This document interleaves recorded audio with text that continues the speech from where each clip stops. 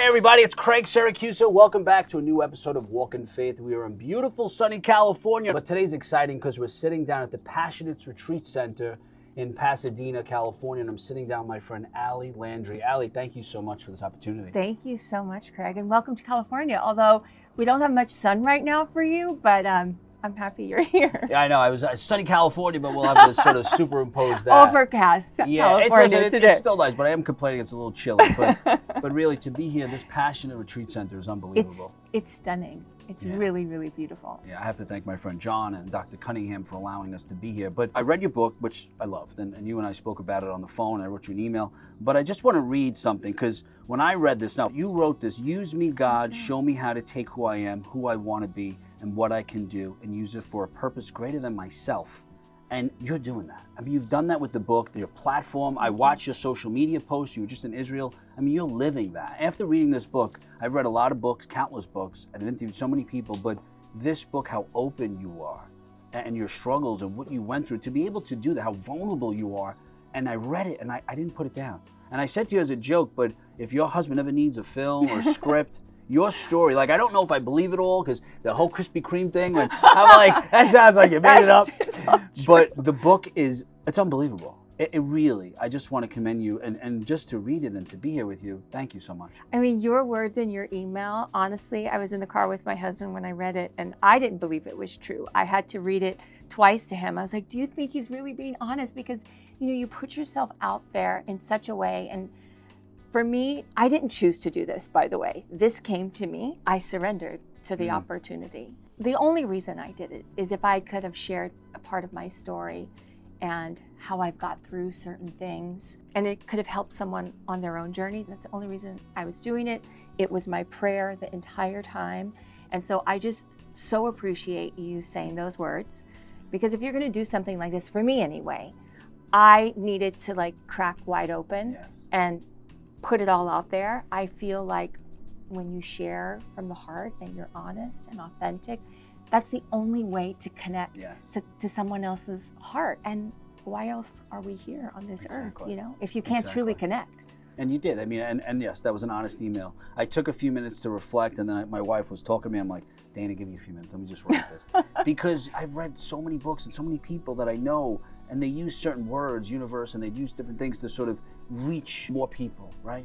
And when I'm reading this, I'm like, you're so honest to talk about God. Every chapter you come back to God, the gifts that God has given you. I mean, that to me, So yes, it was an honest email. To go back to your point. Thank you. It really was. I think I'm going to frame that email, and you can use it on the back. Save it. But it was really, it was just amazing. So, in case there are people that are not familiar with your life, your story, tell us a little bit about what it was like to grow up in Louisiana.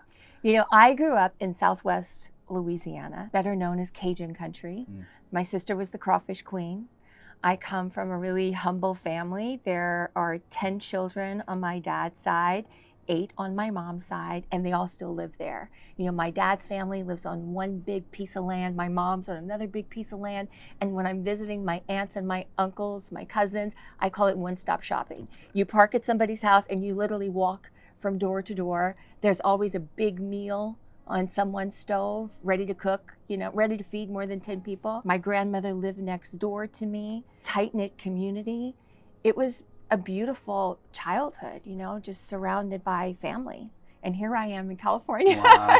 sort of alone here, and really had to create our family with our friends and people in our community. But I will always be a Louisiana girl at heart, that's for sure. And I love how you speak about your mom, like your mom was a superhero. She was. She's, and her work ethic, as she would, she owned a beauty parlor, if they still call it that. And she'd run home. Salon. I said beauty parlor.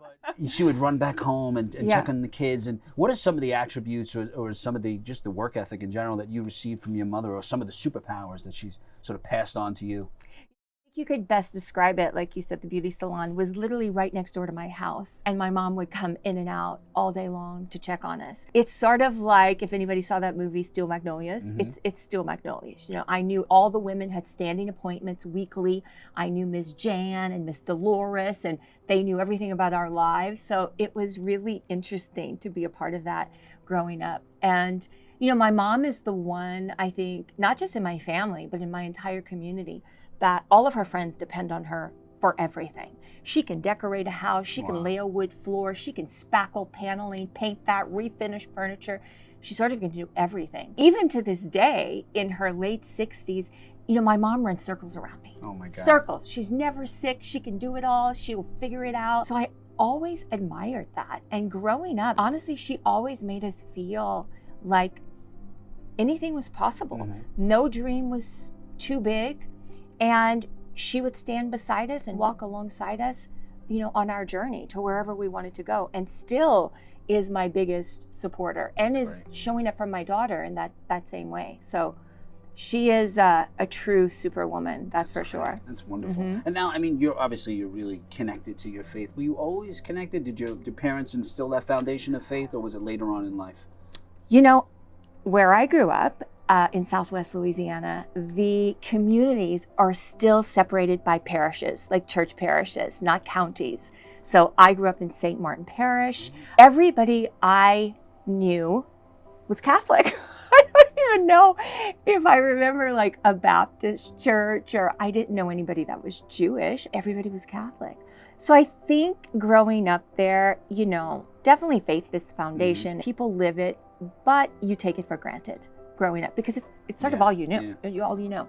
So I think once I came here, and I was always faithful. I went to a Catholic school, taught by nuns until the 8th grade, always prayed for sure. But I think that my faith became more profound as an adult because I was then making the choice.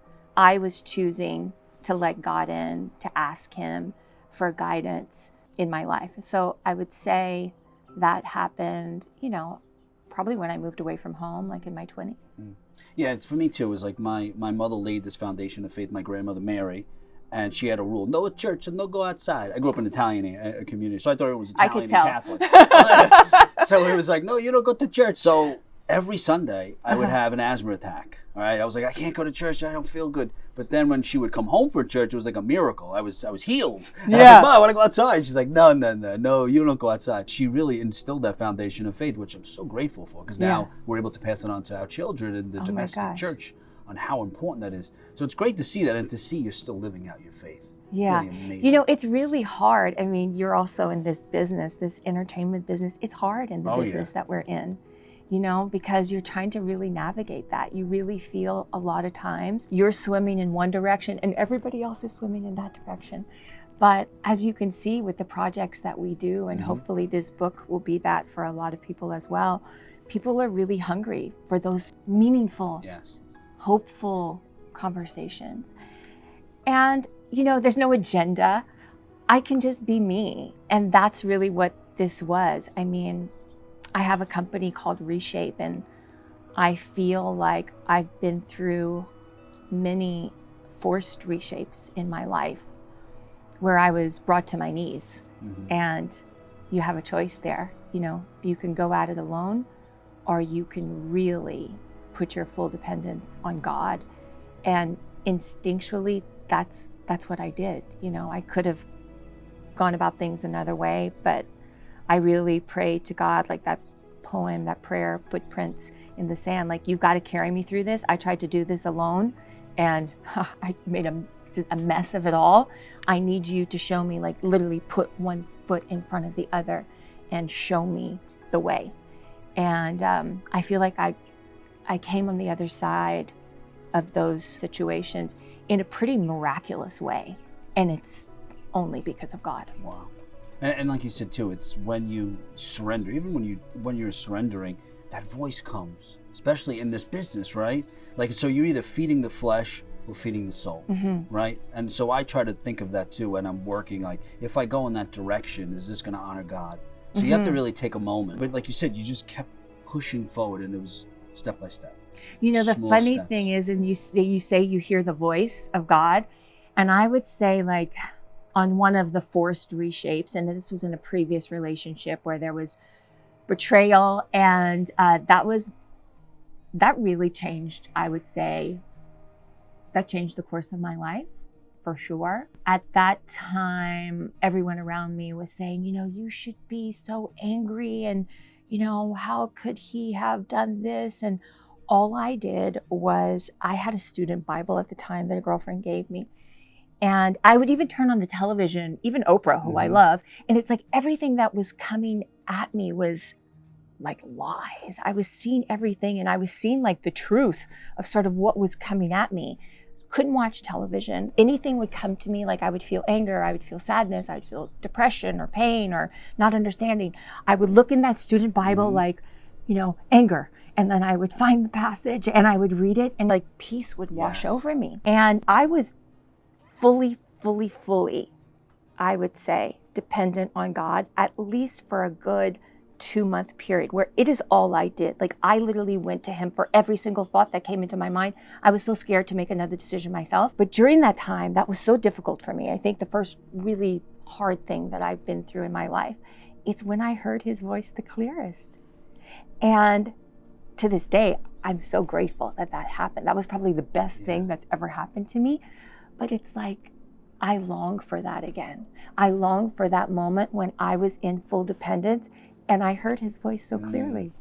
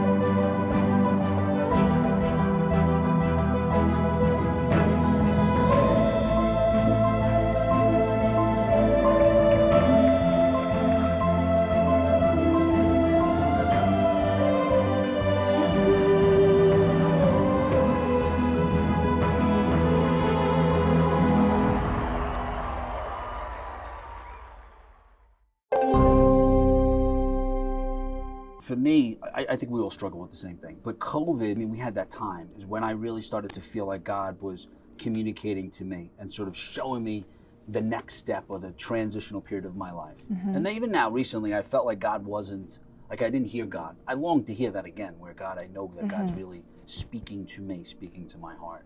So And let me ask you this, like when you said you heard his voice, like, because I'm curious as well, during that time, during COVID, was that like in your prayer and meditation time, or was it just for me, you do the same in your book. It's more about the morning routine. In the morning when I just read, usually I go to the gym or exercise where I'm listening and I'm like listening to podcasts, mostly spiritual reflections. That's when I feel like God speaks to me. Then I do the daily devotional and I meditate on what he's saying. But I take that time. I don't run.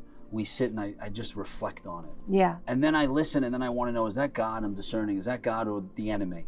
And then we sort of line it up with scripture and I see, like, is this going to benefit me? Does it feed the flesh? Is it feeding my soul? How does this help somebody else? And then I know if it's God, And the other day too, I felt like God wasn't speaking to me. And I said, God, well, you're not speaking to me.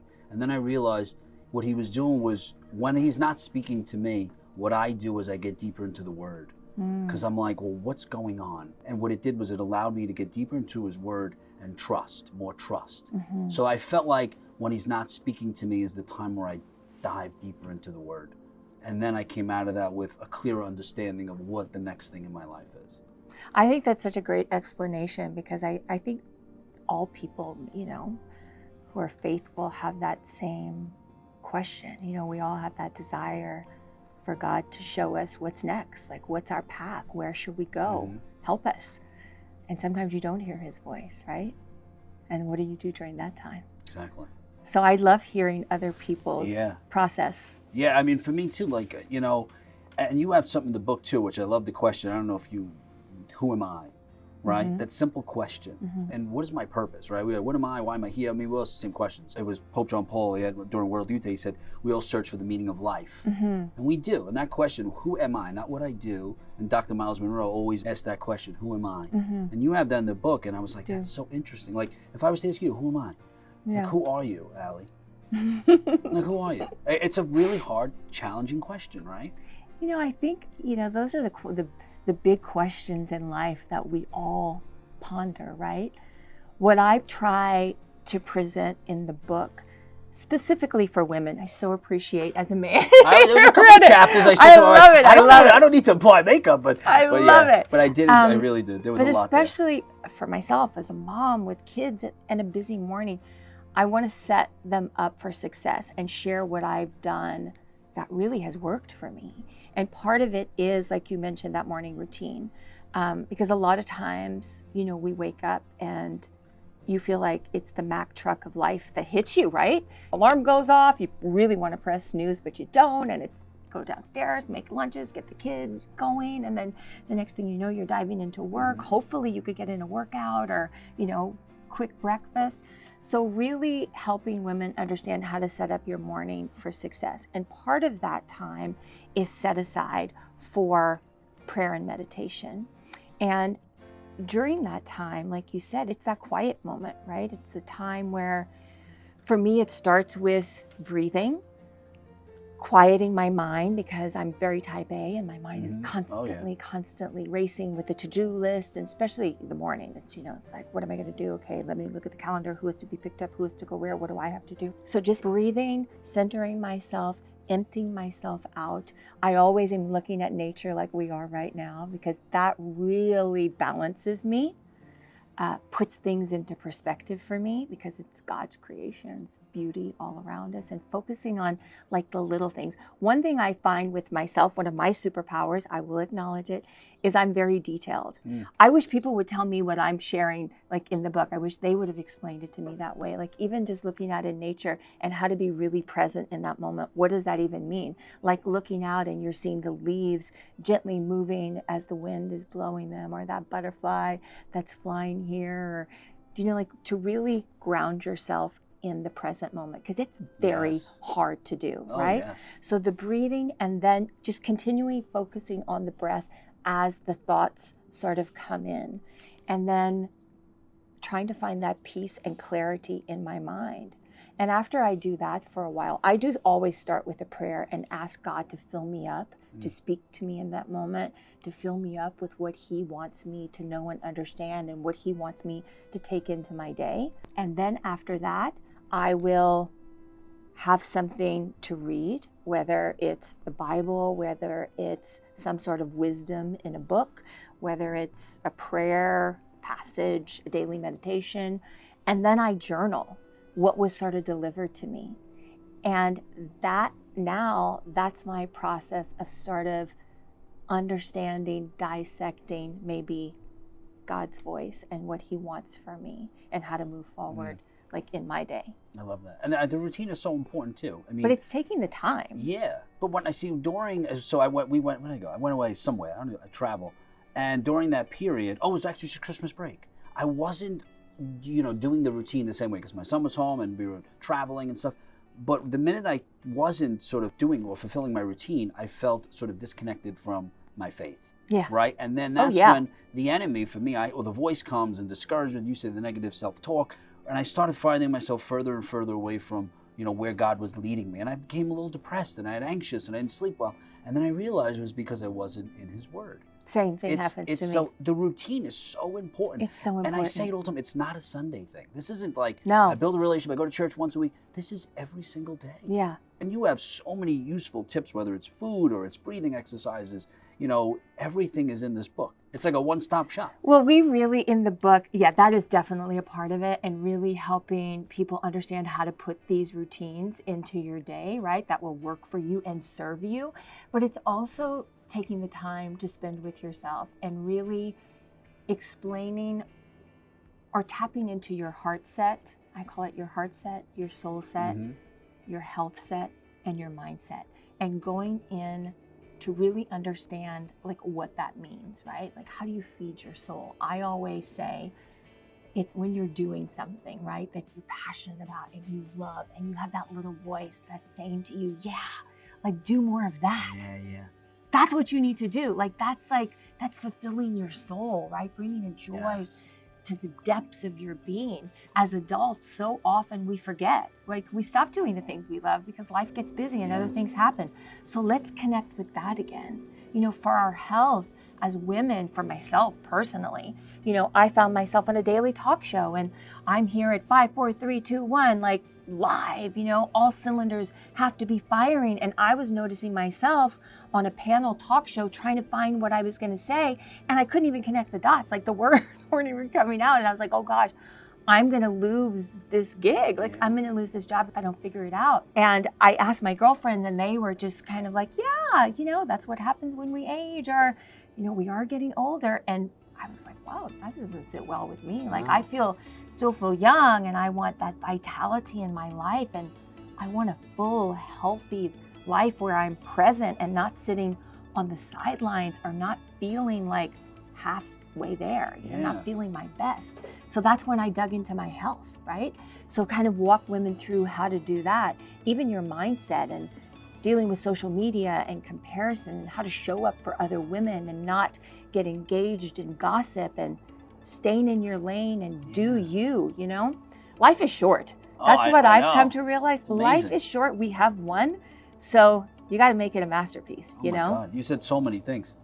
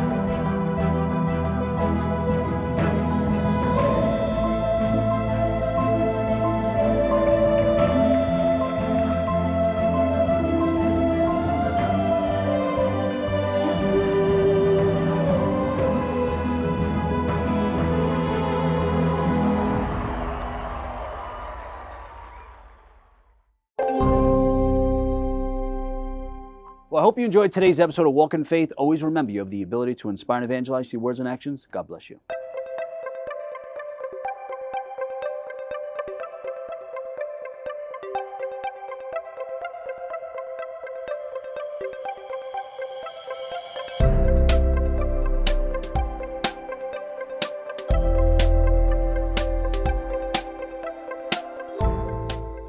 Thanks for watching Walk in Faith. Please log on to emmausbrooklyn.org and please support us. Help us continue to bring the Word of God through events at the Emmaus Center, through shows like Walk in Faith. Thank you and God bless you.